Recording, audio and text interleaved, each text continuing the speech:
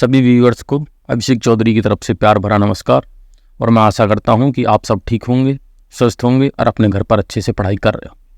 हम जो ये सीरीज चला रहे हैं उत्तर प्रदेश विशेष जीके से संबंधित, इसी क्रम में ये हमारा लेक्चर नंबर 5 होगा, जिसमें हम कुछ ऐसे प्रमुख व्यक्तित्वों की बात करेंगे जो यूपी से जुड़े हुए हैं और हमारे उत्तर प्रदेश जीके स्पेशल में पूछे जाते हैं। देखिए, यह बहुत ही इंपॉर्टेंट पार्ट है और यहाँ से आपको किसी भी उत्तर प्रदेश के एग्जाम में एक न एक क्वेश्चन जरूर देखने को मिलेगा। तो बिना देरी के हम स्टार्ट करते हैं। देखिए, प्रमुख व्यक्तित्व। अब हम देखते हैं देश व राज्य की पहली महिला सीएम कौन थी, मतलब उत्तर प्रदेश में या पूरे इंडिया में कौन ऐसी महिला थी जो देश में प्रथम या उत्तर प्रदेश में पहली सीएम थी। तो उनका नाम था सुचेता कृपलानी। ठीक है। ऐसे ही देश व राज्य की पहली महिला राज्यपाल कौन थी, जिन्हें गवर्नर बोलते हैं, वो थी सरोजिनी नायडू। ठीक है, ये कांग्रेस से जुड़ी हुई थी। सर्वाधिक बार सीएम उत्तर प्रदेश की जो सर्वाधिक बार सीएम रही हैं वो हैं सुश्री मायावती जी, जो कि उत्तर प्रदेश की 4 बार सीएम रह चुकी हैं। सबसे ज़्यादा उत्तर प्रदेश में सीएम होने का गौरव इन्हीं को प्राप्त है। देखिए, स्वतंत्रता के बाद प्रथम विधानसभा अध्यक्ष वो कौन थे, राजऋषि पुरुषोत्तम दास टंडन। ठीक है। और वहीं स्वतंत्रता के बाद प्रथम विधानसभा परिषद सभापति। ठीक है, एक विधानसभा होती है, एक होती है विधान परिषद। तो यहाँ पर आपको पहले वाले लेक्चर में जाना है और देखना है कि उत्तर प्रदेश विधानसभा में कितने सदस्य हैं और विधान परिषद में कितने हैं। तो चलो मैं आपको बता देता हूँ। विधानसभा में है आपके 403 मेंबर और विधान परिषद में है हमारे 100 मेंबर। ठीक है। तो विधान परिषद के सभापति कौन है, श्री चंद्रभाल। ठीक है, आपको ध्यान रखना है, जो स्वतंत्रता के बाद प्रथम बने। अब देखते हैं उत्तर प्रदेश के प्रथम लोकायुक्त कौन थे। देखिए, एक अधिनियम है लोकपाल एंड लोकायुक्त। लोकपाल आपका होता है सेंट्रल लेवल पर और लोकायुक्त होता है राज्य में। तो प्रथम लोकायुक्त कौन थे उत्तर प्रदेश के, वो हैं आपके विशंबर दयाल जी। ठीक है, ध्यान रखना है, बहुत इंपॉर्टेंट है। और प्रथम प्रोटेम स्पीकर कौन थे, वो थे आपके फतेह बहादुर सिंह। देखिए, प्रोटेम स्पीकर वो स्पीकर होता है, जैसे अभी मान के चलिए भारत में चुनाव हुए हैं, ठीक है, लोकसभा के, उसके बाद एक आपके अध्यक्ष चुने जाएंगे लोकसभा के, मतलब स्पीकर। तो उससे पहले मतलब वर्तमान जो हमारी सभा है उसको चलाने के लिए मतलब प्रोटेम, मतलब थोड़े बहुत समय के लिए, जब तक हमारे निर्धारित स्पीकर का चुनाव नहीं हो जाता तब तक एक प्रोटेम स्पीकर आपस में ही सहमति के माध्यम से जो सबसे बुजुर्ग होते हैं उनको चुन लिया जाता है। ठीक है, तो वो थे आपके फतेह बहादुर सिंह। ठीक है। यूपी के ऐसे सीएम जिन्हें भारत के प्रधानमंत्री होने का गौरव मिला, तो ऐसे 2 लोग थे। सर्वप्रथम हमारे चौधरी चरण सिंह, जिनको भारत रत्न भी अभी दिया गया है। तो ये 1979 से 1980 तक क्या रहे थे, भारत के प्रधानमंत्री। और दूसरे कौन थे, हमारे विश्वनाथ प्रताप सिंह जी। ठीक है, जो 1989 से 90 तक हमारे प्रधानमंत्री रहे थे। ठीक है। यूपी के ऐसे विधानसभा अध्यक्ष जो बाद में सीएम बनते हैं, तो वो थे आपके श्री बनारसी दास और श्रीपति मिश्र। इनको ध्यान रखना है, इंपॉर्टेंट चीजें हैं ये, आपको कहीं नहीं मिलेंगी। ठीक है। राज्य के प्रथम सीएम कौन थे, उत्तर प्रदेश के प्रथम सीएम वो थे आपके पंडित गोविंद बल्लभ पंत जी। ठीक है। उत्तर प्रदेश के क्या कहते हैं प्रथम उप सीएम कौन थे, वो थे आपके चौधरी नारायण सिंह जी। अब यूपी इलाहाबाद के हाई कोर्ट के प्रथम मुख्य न्यायाधीश कौन थे, वो थे आपके न्यायमूर्ति श्री वाल्टर मॉर्गन। हम देखते हैं उत्तर प्रदेश से जुड़े हुए कुछ प्रमुख व्यक्तित्व। ठीक है। सबसे पहले हम देखते हैं अमीर खुसरो, बहुत ही ज़्यादा इंपॉर्टेंट है, आपके एग्जाम में जरूर पूछा जाएगा। मूल रूप से जो इनका जन्म था वो एटा जिले में हुआ था, जो वर्तमान में अब कासगंज में पड़ता है, पटियाली गाँव में हुआ था। इन्होंने देखिए 2 चीज़ें करी हैं। पहला, ख्याल गायकी का जो विकास किया है वो इन्होंने ही किया है, और दूसरा सितार व तबला का आविष्कार भी इन्होंने ही किया है। देखिए, बहुत ज़्यादा इंपॉर्टेंट क्वेश्चन है। ठीक है, आपको ध्यान में रखना है। आगे चलते हैं। दूसरी पर्सनैलिटी है आपकी स्वामी हरिदास जी। ठीक है। हरिदास आपको पता होगा कि अलीगढ़ के नाम की जगह हम हरिगढ़ का प्रयोग भी आजकल चर्चाओं में रहता है। तो ठीक है, हरिदास मतलब अलीगढ़, इनका जन्म अलीगढ़ में होता है। इनके 2 शिष्य थे, पहला तानसेन, जिनका जन्म कहाँ पर, ग्वालियर में हुआ था, और दूसरे शिष्य थे इनके बैजू बावरा, बहुत ही ज़्यादा फेमस है, जिनका जन्म गुजरात में हुआ था। ठीक है। आगे चलते हैं। अब देखते हैं स्वामी हरिदास, तानसेन और बैजू बावरा ने क्या किया, ध्रुपद गायन को समृद्ध किया। मतलब ध्रुपद जो हमारे यहाँ गायन की परंपरा है उसको बहुत ही ज़्यादा समृद्ध इन तीनों लोगों ने किया। और 15वीं शताब्दी में ग्वालियर के राजा मध्य प्रदेश के मानसिंह तोमर जो थे, उन्होंने इसकी रचना की, किसकी, ध्रुपद की। ठीक है। आगे चलते हैं। एक बहुत ही ज़्यादा फेमस पर्सनैलिटी है, ठीक है, निजामुद्दीन औलिया। इनका जन्म कहाँ हुआ था, बदायूं में। ठीक है। अगले हैं जियाउद्दीन बर्नी, इनका जन्म बुलंदशहर में हुआ था। ये आपको ध्यान रखना है, ये पूछा गया है यूपीपीसीएस में भी कई बार। टोडरमल, ठीक है, ये भी अकबर के नवरत्नों में थे, इनका जन्म कहाँ पर, सीतापुर में। ठीक है, जुड़े हुए हैं। और फैजी और अबुल फजल, ये भी देखिए मध्यकाल से ही जुड़े हुए लोग हैं, ये आगरा। ठीक है। बीरबल, कालपी जालौन में इनका जन्म हुआ, रानी लक्ष्मीबाई। देखिए वैसे मध्य प्रदेश में, पर लेकिन इनका जन्म कहाँ होता है, वाराणसी में होता है। तात्या टोपे जिनको रामचंद्र पांडुरंग भी बोला जाता है, बिठूर में कानपुर में इनका जन्म होता है। अगले हैं हमारे रामप्रसाद बिस्मिल, इनका जन्म होता है शाहजहाँपुर में और इनको फांसी गोरखपुर में दी जाती है, ठीक है, जो कि एक स्वतंत्रता सेनानी थे, उत्तर प्रदेश से जुड़े हुए, बहुत ही ज़्यादा फेमस।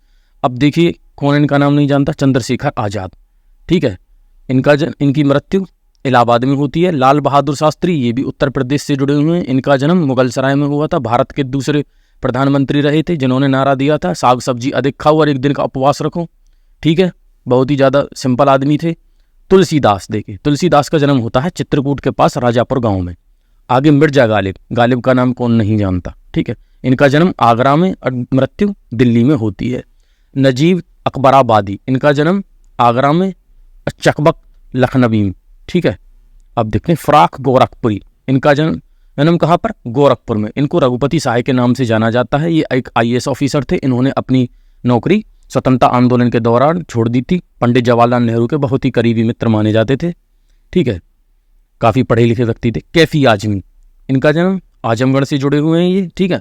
रामचंद्र शुक्ल बस्ती से, मजरूह सुल्तानपुरी, अकबर इलाहाबादी, ठीक है, ये अकबर इलाहाबादी हैं, ठीक है, मुगल काल वाले अकबर नहीं, अकबर इलाहाबादी, ठीक है।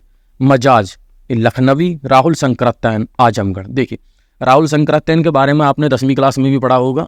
इन्होंने एक रचना की थी अधातु घुमक्कड़ प्रवृत्ति, ठीक है, इन्होंने सारा ज्ञान जो था बिना पढ़े ही घूम घूम के प्राप्त किया था और इन पर आरोप भी लगाया जाता है कि नेपाल से कुछ पांडुलिपियाँ चुरा कर इंडिया लाए थे, ठीक है।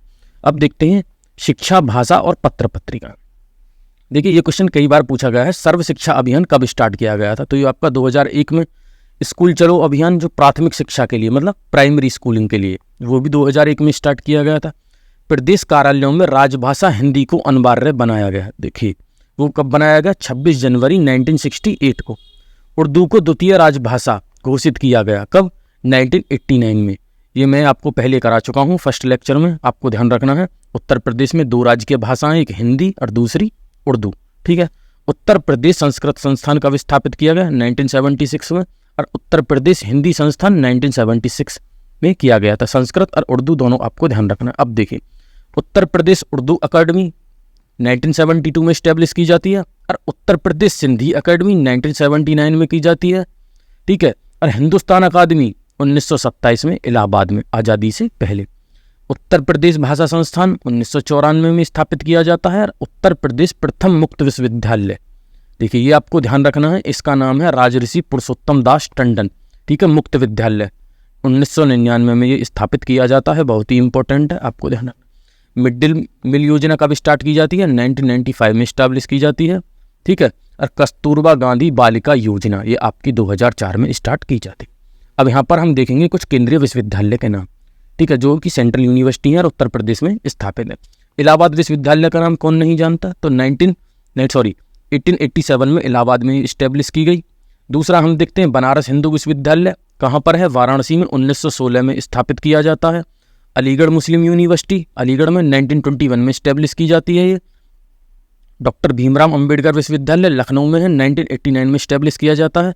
राजीव गांधी नेशनल एविएशन विश्वविद्यालय ये कहाँ, रायबरेली में है, ठीक है। रानी लक्ष्मीबाई केंद्रीय विश्वविद्यालय कहाँ पर है, झांसी में है, 2014 में स्टैब्लिश किया गया था। देखिए आगे देखते हैं केंद्रीय तिब्बत अध्ययन विश्वविद्यालय कहाँ पर है, सारनाथ में, वाराणसी में, 1967 में ये स्टैब्लिश किया गया है। आपको ध्यान में रखना है इन सेंट्रल यूनिवर्सिटीज़ के बारे में। अब देखते हैं उत्तर प्रदेश में कृषि विश्वविद्यालय, जो कि 5 यहाँ पर दिए गए हैं।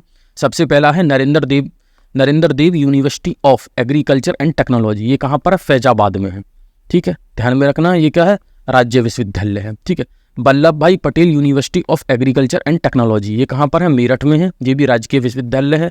अगला देखते हैं Chandrashekhar Azad university of agriculture and technology, ये कहाँ पर है, आपका राज्य विश्वविद्यालय है, जो कि कानपुर में है।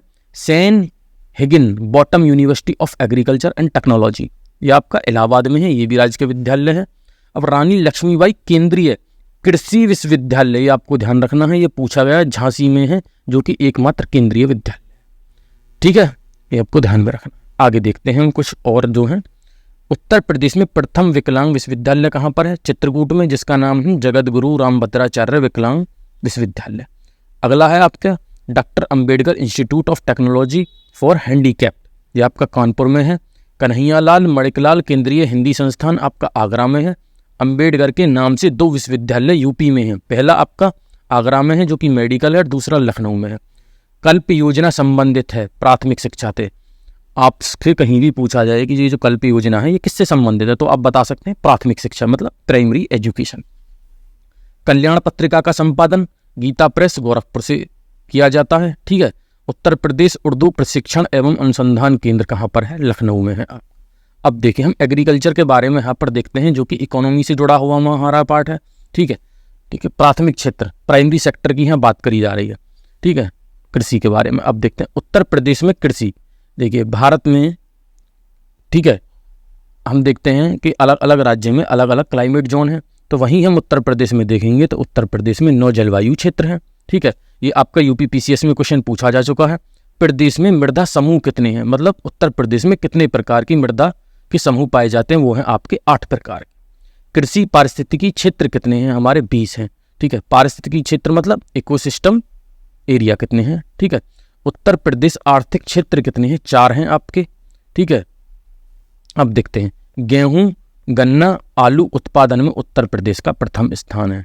देखिए गन्ना में, शुगरकेन में, आलू में, पोटैटो में, ठीक है, और आपका वीट में उत्तर प्रदेश का प्रथम स्थान है। सर्वाधिक गेहूं कहाँ पर पैदा होता है उत्तर प्रदेश में, गोरखपुर में आपको ध्यान रखना है। सर्वाधिक अफीम कहाँ होती है, बाराबंकी में होती है। और प्रदेश की एकमात्र अफीम फैक्ट्री कहाँ पर है, गाजीपुर।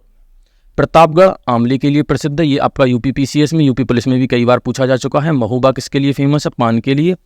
पान अनुसंधान एवं प्रशिक्षण केंद्र कहाँ पर है, महोबा में है, ठीक है। आगे देखते हैं आलू अनुसंधान केंद्र बाबूगढ़ गाजियाबाद में है, ये आपको ध्यान रखना है, इंपॉर्टेंट है ये। अब देखते हैं Indian institute of sugar technology कहाँ पर है, ये आपका कानपुर में है। दलहन अनुसंधान संस्थान जहाँ दालों के बारे में रिसर्च करी जाती है, कहाँ पर है, कानपुर में है। नेशनल बॉटनिकल गार्डन ये आपका कहाँ है, लखनऊ में है, इंपॉर्टेंट है, इसको ध्यान रखिएगा। केंद्रीय पक्षी रिसर्च इंस्टीट्यूट जहाँ आपके पक्षियों पर रिसर्च की जाती है, ठीक है, वो कहाँ है, इज्जतनगर बरेली में, ये भी पूछा जा चुका है कई बार उत्तर प्रदेश के वेरियस एग्जाम में, ठीक है। National research centre for meet कहाँ पर है, मथुरा में है, ठीक है। गन्ना शोध परिषद कहाँ पर है, शाहजहाँपुर में है। 1976 से 1977 में इस्टेब्लिश की गई थी। लाल बहादुर शास्त्री गन्ना किसान विकास संस्थान कहाँ पर है, लखनऊ में है। केंद्रीय आलू अनुसंधान केंद्र आपका शिमला में है। देखिए सेंट्रल है, ये ध्यान में रखना है आपको, ठीक है। किसान मित्र योजना 18 जून 2001 को स्टार्ट करी गई थी। किसान बही योजना 1992 में स्टार्ट हुई थी। सामाजिक वानिकी योजना ये आपका पूछा जा चुका है, 1976 में स्टार्ट हुई थी। स्वाधार योजना 2001 से 2002 के बीच स्टार्ट की गई थी। स्वयं सिद्धि योजना 2002 से 2003 के बीच ही स्टेब्लिश की गई थी। रोजगार की दृष्टि से सबसे बड़ा क्षेत्र कौन सा है उत्तर प्रदेश में, तो सबसे बड़ा है कृषि और दूसरे में है हथकरघा, दूसरा है आपका हथकरघा उद्योग, ठीक है। अब हम देखते हैं कृषि श्रम उत्पादकता सर्वाधिक है पश्चिमी उत्तर प्रदेश में, जहाँ की एग्रीकल्चर में सबसे ज़्यादा श्रम होता है, ठीक है। हैंडबुक ऑफ एग्रीकल्चर प्रकाशित होती है कहाँ से, भारतीय कृषि अनुसंधान परिषद से। यूपी में देश का सर्वाधिक पशुधन है जिसमें गाय सर्वाधिक है। देखिए उत्तर प्रदेश में हमारा जितना भी पशुधन पाया जाता है उसमें सबसे ज़्यादा हमारी गाय की हिस्सेदारी है। अब देखते हैं पशु चारा बैंक भरारी जो कि झांसी में है। दुग्ध उत्पादन सबसे ज़्यादा उत्तर प्रदेश में होता है, कहाँ, यूपी में, पूरे भारत में।